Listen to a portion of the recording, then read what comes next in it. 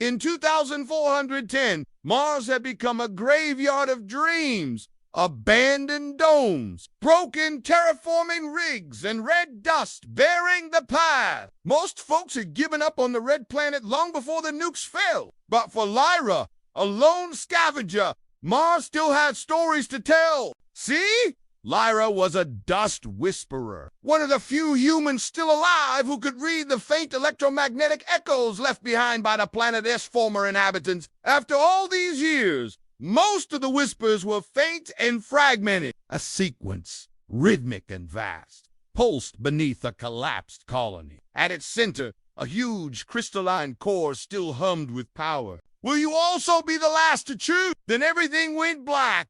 Somehow she'd been brought to the surface. Shaking off the last vestiges of the vision, she looked down at her hands, then back at the mountain. The obsidian chamber was gone. All that marked its former existence was a scattering of pebbles and the echo of a memory. As Lyra stepped closer, tendrils of energy lashed out, coiling around her boots, creeping up her legs. Then the vision started. The future of Mars wasn't in the machines or terraforming, not in the grand plans of civilizations long dead. It was in the memories buried beneath her feet. Memories that whispered not just of endings, but of beginnings, of a past that refused to stay buried. The memory was faint, almost indiscernible, but it wasn't human. It was something else. Lost voices calling out to an empty void. Lovers saying goodbye. The panicked commands of engineers who died a century ago, when the shield generators collapsed and the toxic atmosphere vented into space. Maybe the truth was out there somewhere beneath the rust-colored sand,